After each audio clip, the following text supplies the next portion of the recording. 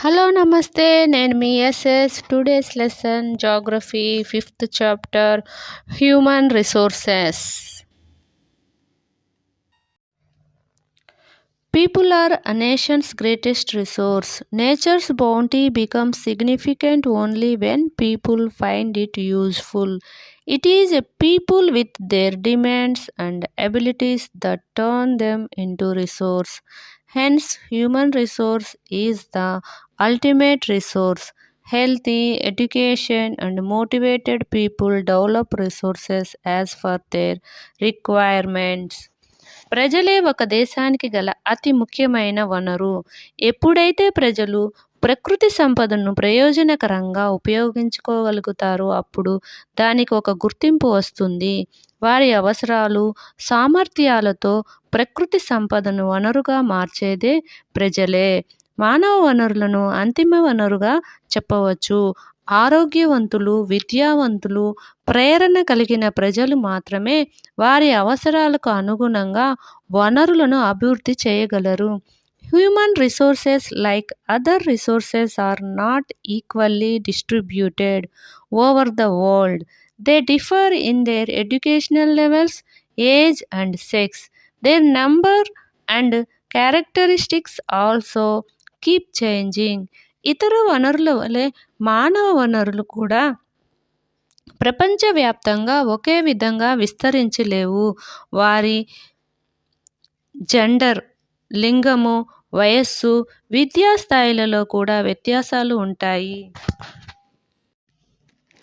వీరి సంఖ్య, లక్షణాలు నిరంతరం మారుతూ ఉంటాయి.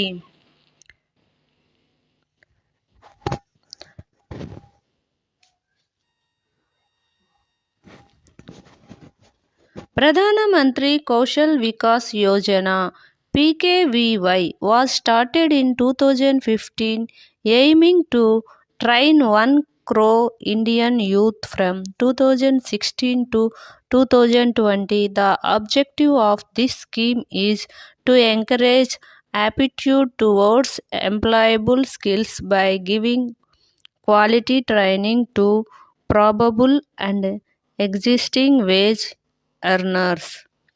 ప్రధాన మంత్రి కౌశల్ వికాస్ యోజన (PKVY) 2015లో ప్రారంభించబడింది. 2016 నుండి 2020 మధ్య 1 కోటి మంది భారతీయ యువతకు నాణ్యమైన శిక్షణను అందించటం దీని ప్రధాన లక్ష్యం. ఈ పథకం ద్వారా అందించే గుణాత్మక శిక్షణ ఉద్యోగార్థులలో ఉపాధి నైపుణ్యాలు పెంపొందిస్తుంది.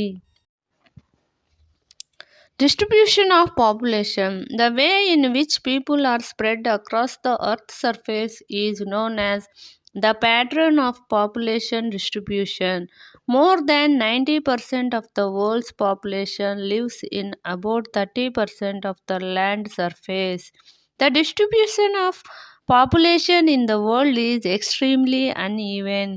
జనాభా విస్తరణ భూ ఉపరితలంపై ప్రజలు విస్తరించి ఉన్న విధానాన్ని తెలియజేసేదే జనాభా విస్తరణ రీతి. ప్రపంచ జనాభాలో 90% పైగా ప్రజలు దాదాపు 30% భూ ఉపరితలం మీద మాత్రమే నివసిస్తున్నారు. ప్రపంచవ్యాప్తంగా ఈ జనాభా విస్తరణ అసమానంగా ఉంది. Some areas are very crowded and some are sparsely populated. The crowded areas are South and Southeast Asia, Europe and Northeastern North America. Very few people live in high latitude areas, tropical deserts, high mountains and areas of equatorial forests. కొన్ని ప్రాంతాలు అధిక జనాభాతో, మరికొన్ని ప్రాంతాలు చాలా తక్కువ జనాభాతో కూడి ఉన్నాయి.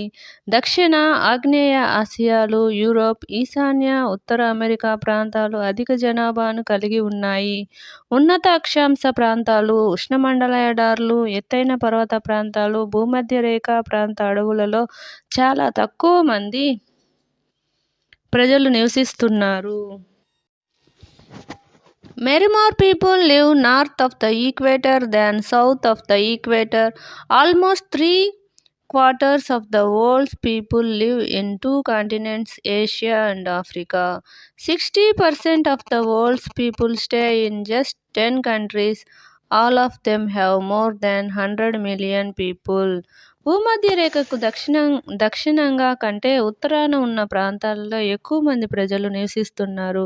ప్రపంచ జనాభాలో 3/4 మంది ప్రజలు ఆసియా, ఆఫ్రికా ఖండాలలోనే నివసిస్తున్నారు. ప్రపంచ జనాభాలోని 60% మంది ప్రజలు కేవలం 10 దేశాల్లోనే ఉన్నారు. అవన్నీ 100 మిలియన్లకు పైగా జనాభాను కలిగి ఉన్నాయి. ప్రపంచంలో ప్రతి 100 మందిలో ఎంతమంది ఏ దేశాలలో నివసిస్తున్నారు అనేది ఈ పట్టిక ద్వారా మనం తెలుసుకోవచ్చు.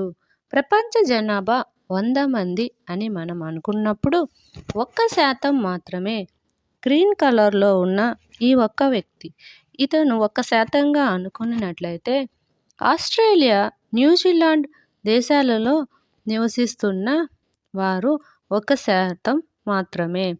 రెడ్ కలర్లో ఉన్న ఈ 5 ఉత్తర అమెరికాలో నివసిస్తున్నవారు. 5% ప్రజలు ఉత్తర అమెరికాలో నివసిస్తున్నారు. మధ్య, దక్షిణ అమెరికాలలో 8% మంది ప్రజలు నివసిస్తున్నారు. ఈ స్కై బ్లూ కలర్లో ఉన్నవాళ్ళు దక్షిణ, మధ్య అమెరికాలో నివసిస్తున్నవారు. ఇండిగో కలర్లో ఉన్నవాళ్ళు 13% మంది. వీరు ఆఫ్రికాలో నివసిస్తున్న ప్రజలు. ఆరెంజ్ కలర్లో నివసిస్తున్నవారు 12% మంది. వీరు యూరోప్లో నివసిస్తున్నారు. మిగిలిన 61% మంది అనగా 60% మంది ఆసియా ఖండంలోనే నివసిస్తున్నారు. దీనిని బట్టి ప్రపంచంలోని 60% మంది కేవలం ఆసియా ఖండంలోనే నివసిస్తున్నట్లు మనం గమనించవచ్చు. ఆసియా ఖండంలోని ఈ 60% మంది జనాభా కేవలం 10 దేశాలలోనే విస్తరించి ఉన్నది. Japan, Russian federation, Nigeria, Bangladesh, Pakistan, Brazil, Indonesia, USA, India, China. కేవలం 10 దేశాల్లోనే జనాభా అంతా విస్తరించి ఉంది. అవన్నీ 100 మిలియన్లు పైగా జనాభా కలిగిన వీటిలో 100 మిలియన్ పైగా జనాభా కలిగిన ఇండియా, చైనా దేశాలు కూడా ఉన్నాయి. Average density of population in India is 382 persons per square kilometer. భారతదేశ సగటు జనసాంద్రత చదరపు కిలోమీటర్కి 382 మంది జనాభా కలిగి ఉంది. Density of population. Population density is the number of people living in unit area of the Earth's surface. It is normally expressed as per square kilometer. The average density of population in the whole world is 51 persons per square kilometer. South Central Asia has the highest density of population, followed by East and South East Asia. జనసాంద్రత అనేది భూ ఉపరితలంపై గల 1 unit వైశాల్యంలో నివసించే ప్రజల సంఖ్యను తెలియజేస్తుంది. దీనిని సాధారణంగా 1 చదరపు కిలోమీటర్కు అని చెబుతారు. ప్రపంచ సగటు జనసాంద్రత చదరపు కిలోమీటర్కు 51 మంది ఉన్నట్లు మనం చెప్పవచ్చు. దక్షిణ మధ్య ఆసియా అత్యధిక జనసాంద్రతను కలిగి ఉంది. తూర్పు ఆగ్నేయాసియా ఆ తరువాత స్థానంలో ఉన్నాయి. జనసాంద్రత అనేది భూ ఉపరితలంపై గల 1 యూనిట్ వైశాల్యంలో నివసించే ప్రజల సంఖ్యను తెలియచేస్తుంది. దీనిని సాధారణంగా 1 చదరపు కిలోమీటరు అని చెప్తారు. ప్రపంచ సగటు జనసాంద్రత చదరపు కిలోమీటర్కు 51 మంది ఉన్నారు. దక్షిణ మధ్య ఆసియా అత్యధిక జనసాంద్రతను కలిగి ఉంది. తూర్పు ఆగ్నేయ ఆసియాలు ఆ తర్వాత స్థానంలో ఉన్నాయి. Factors affecting distribution of population, జనాభా విస్తరణని ప్రభావితం చేసే అంశాలు. జియోగ్రాఫికల్ ఫ్యాక్టర్స్, భౌగోళిక అంశాలు. Topography, people always for people always prefer to live on plains rather than mountains and plateaus because these areas are suitable for farming, manufacturing, and service activities. The Ganga Plains are the most densely populated areas of the world, while mountains like Andes, Alphas, and Himalayas are sparsely populated. స్థల ఆకృతి, ప్రజలు ఎల్లప్పుడూ పర్వతాలు పీఠభూములు ప్రజలు ఎల్లప్పుడూ పర్వతాలు పీఠభూముల కంటే మైదానాలలో నివసించడానికి ఇష్టపడతారు. మనం ఎందుకనగా అవి వ్యవసాయానికి, తయారీ రంగానికి, సేవా కార్యకలాపాలకు అనుకూలంగా ఉంటాయి. గంగా నది మైదానాలు ప్రపంచంలో అత్యధిక జనసాంద్రత కలిగిన ప్రాంతాలుగా మనం మన ముందు పాఠాలలో కూడా తెలుసుకున్నాం. కాగా ఆండీస్, ఆల్ప్స్, హిమాలయాలు వంటి పర్వత ప్రాంతాలు తక్కువ జనాభాను కలిగి ఉన్నాయి. Climate, people usually avoid extreme climates that are very hot or very cold, like Sahara Desert, polar regions of Russia, Canada, and Antarctica. శీతోష్ణ స్థితి, శీతోష్ణ స్థితి ప్రజలు సాధారణంగా సహారా ఎడారి, రష్యాలోని ధ్రువ ప్రాంతాలు, కెనడా, అంటార్కిటా వంటి అత్యుష్ణ, అతి శీతల పరిస్థితులలో నివసించటానికి ఇష్టపడరు. ప్రజలు ఎక్కువగా చలి ఉన్న ప్రాంతంలోనూ మరియు ఎండగా ఉన్న ప్రాంతాలలో నివసించటానికి ఇష్టపడరు. కేవలం వేడి, చలి రెండూ సమానంగా ఉన్న ప్రాంతాలలో ప్రజలు అత్యధికంగా తమ నివాసాలను ఏర్పాటు చేసుకుంటారు. Soil, fertile soils provide suitable lands for agriculture. Fertile plains such as Ganga and Brahmaputra in India, Honghe, Chongqing in China, and the Nile in Egypt are densely populated. నేల, సారవంతమైన నేలలు వ్యవసాయానికి అనుకూలంగా ఉంటాయి. భారతదేశంలోని గంగా, బ్రహ్మపుత్ర, చైనాలోని హాంకాంగ్ హీ, చాంగ్జియాంగ్, ఈజిప్టులోని నైలు వంటి నదులు ప్రవహించే ప్రాంతాలలో జనాభా ఎక్కువగా విస్తరించి ఉన్నది. మనం మన ముందు పాఠాలలో మహాజనపదాలన్నీ నదీ తీర ప్రాంతాలలోనే విస్తరించినట్లు మనం చదువుకున్నాం కదా. Water, people prefer to live in areas where fresh water is easily available. The river valleys of the world are densely populated while deserts have spare populated. నీరు, ప్రజలు మంచినీరు సులభంగా లభించే ప్రాంతాలలో నివసించటానికి ఇష్టపడతారు. ప్రపంచంలోని నదీ లోయ ప్రాంతాలలో జనసాంద్రత అధికంగా ఉంది. ఎడారుల్లో జనసాంద్రత తక్కువగా ఉంది. Minerals, areas with mineral deposits are more populated.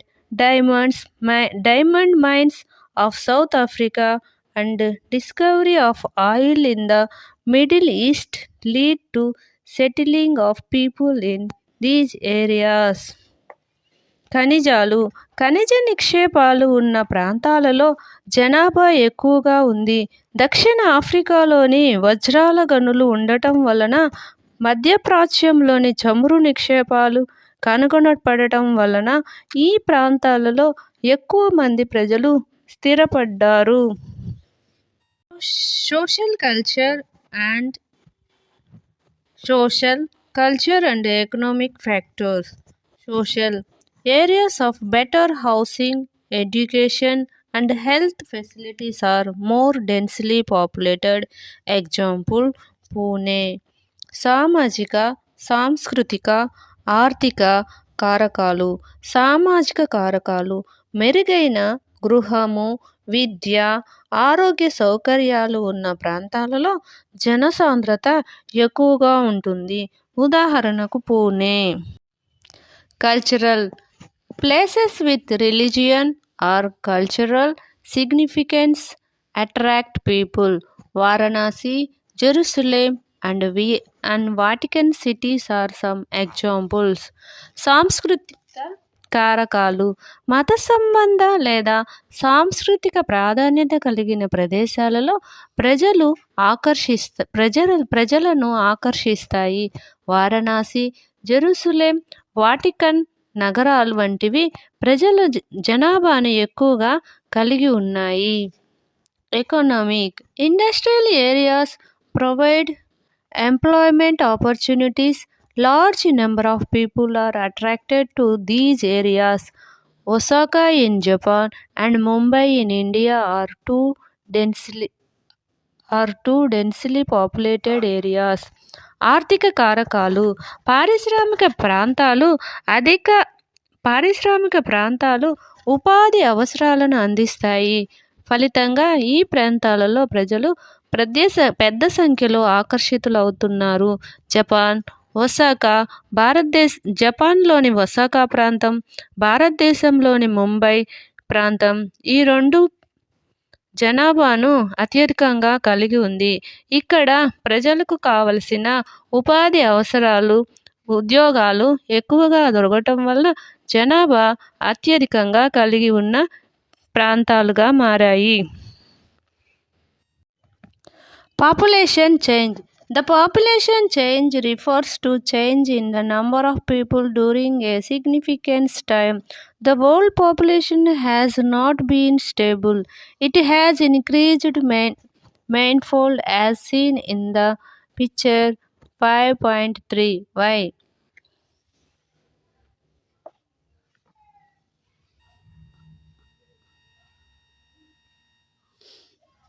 This is actually due to changes in the number of births and deaths for an extremely long period of human history. Until the 1800s of the world population grew steadily but slowly. Large number of babies were born, but they died early too. This was as there were no proper health facilities. Sufficient food was not available for all the people.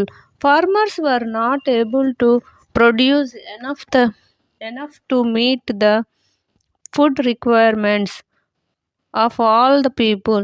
As a result, the total increase in population was very low.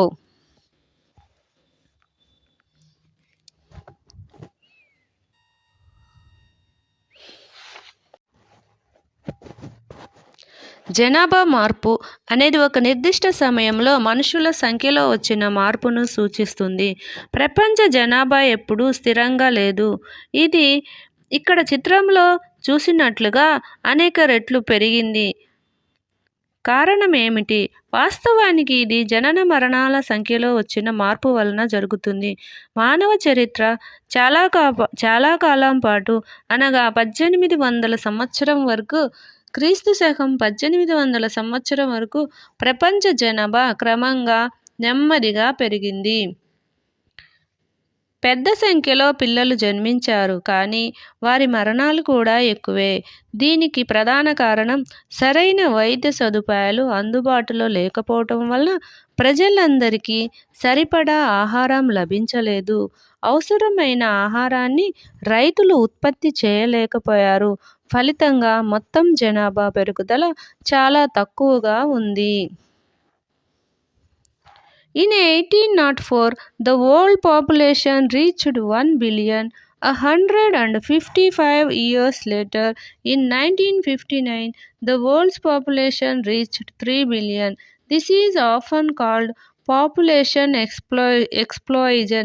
In 1999, 40 years later, the population doubled to 6 billion. The main reason for this growth was that with better food supplies and medicine, deaths were reducing while the number of births still remained fairly high. 1804 సంవత్సరం నాటికి ప్రపంచ జనాభా 1 బిలియన్కు 100 కోట్లు చేరుకుంది.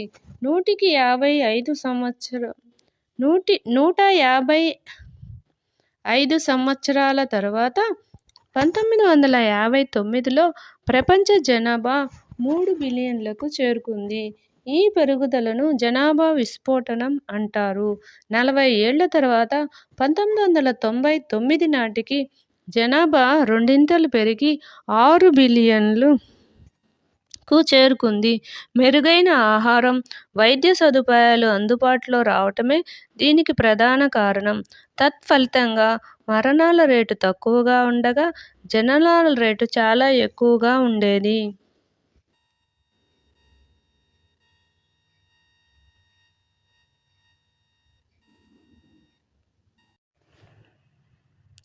1800 సంవత్సరంలో ప్రపంచ జనాభా చాలా తక్కువగా ఉంది.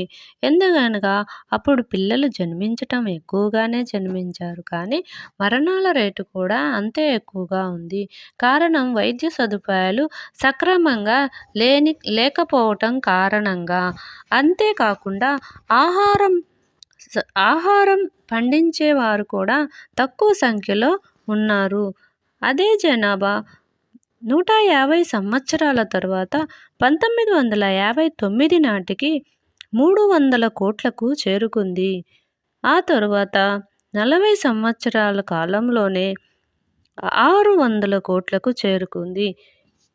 కారణం ఇప్పుడు జనాభా అభివృద్ధికి వైద్య సదుపాయాలు అందుబాటులో ఉన్నాయి. ప్రజలందరికీ ఆహారము, వైద్య సదుపాయాలు అందుబాటులోకి రావటమే దీనికి కారణం. జననాల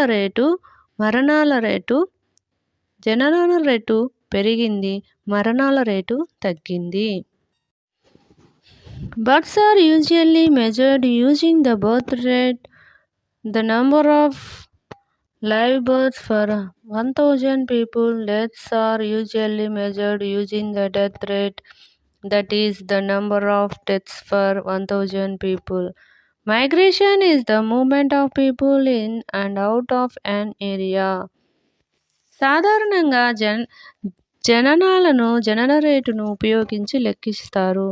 ఒక సంవత్సర కాలంలో ప్రతి 1000 మంది జనాభాకి ఎంతమంది సజీవులుగా ఉన్న పిల్లలు జన్మించారో తెలిపేదే జనన రేటు. మరణ రేటును ఉపయోగించి లెక్కిస్తారు. అంటే ప్రతి 1000 మందికి ఒక సంవత్సర కాలంలో మరణించిన వారి సంఖ్య. వలసలు అంటే ఒక ప్రాంతానికి వచ్చి ఆ ప్రాంతం నుండి వేరొక ప్రాంతానికి వెళ్ళిన ప్రజలు. Births and deaths are natural causes of population change.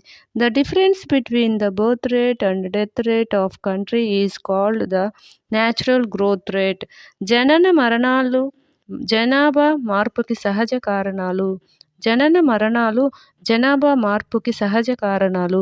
ఒక దేశం యొక్క జనన మరణ రేటు మధ్య గల వ్యత్యాసాన్ని సహజ వృద్ధి రేటు అంటారు. The population increase in the world is mainly due to rapid increase in natural growth rate. ప్రపంచ జనాభా పెరగటానికి ప్రధాన కారణం సహజ వృద్ధి రేటు వేగంగా పెరగటమే. మొదటి చిత్రంలో జననాల రేటు మరణాల రేటు కంటే ఎక్కువగా ఉంటే జనాభా పెరుగుతుంది. రెండవ చిత్రంలో జనన రేటు మరణ రేటు ఒకేలా ఉంటే జనాభా నిలకడగా ఉంటుంది. మూడవ చిత్రంలో మరణ రేటు జనన రేటు కంటే ఎక్కువగా ఉంటే జనాభా తగ్గుతుంది. Migration is another way by which population size changes. People may move within a country or between countries. Immigrants are people who leave a country. Immigrants are those who arrive in a country. జనా జనాభా పరిమాణంలో మార్పులకు వలసలు ఒక ప్రధాన కారణం. ప్రజలు ఒక దేశంలో ఒక ప్రాంతం నుండి మరొక ప్రాంతానికి, ఒక దేశం నుండి మరొక దేశానికి వెళుతూ ఉంటారు. ఒక దేశాన్ని వదిలి వెళ్ళే ప్రజలను వలసపోయేవారు ఎమిగ్రెంట్స్ అంటారు. ఒక దేశంలోని ఒక దేశంలోకి వచ్చేవారిని వలస వచ్చేవారు అంటారు. ఇమిగ్రెంట్స్ అంటారు. Countries like the United States of America and Australia have gained in numbers by in migration or immigration. Sudan is an example of the country that has experienced a loss in a population numbers due to outmigration or emigration. America, Australia వంటి దేశాలకు ఇతర దేశాల నుండి వ్యక్తులు వలస రావటం ద్వారా ఆ దేశాల జనాభా పెరిగింది. ఒక దేశం నుండి ప్రజలు బయటికి వెళ్ళిన కారణంగా ఆ దేశంలో జనాభా తగ్గింది. ఉదాహరణకు సూడాన్ దేశం. యుద్ధాల కారణంగా సూడాన్ దేశం నుండి ఎక్కువ మంది ప్రజలు ఇతర దేశాలకు వెళ్ళిపోయారు. అమెరికా, ఆస్ట్రేలియా దేశాలకు ఉద్యోగ నిమిత్తం, వ్యాపార నిమిత్తం అనేక మంది ప్రజలు అక్కడికి వలస వెళ్ళారు. The general trend of international migration is from the less developed nations to the more developed nations in search of better employment opportunities. Within countries, large number of people may move from the rural to urban areas in search of employment, education and health facilities. అంతర్జాతీయ వలసల యొక్క సాధారణ ధోరణిని పరిశీలించినప్పుడు తక్కువ అభివృద్ధి చెందిన దేశాల నుండి ఎక్కువ అభివృద్ధి చెందిన దేశాలకు మెరుగైన ఉపాధి అవకాశాల కోసం ప్రజలు వలస వెళ్తున్నారు. దేశం లోపల ప్రజలు అధిక సంఖ్యలో ఉపాధి, విద్య, ఆరోగ్య సౌకర్యాల కోసం కూడా గ్రామీణ ప్రాంతాల నుండి పట్టణ ప్రాంతాలకు వలస వస్తూ ఉన్నారు. Thank you for watching.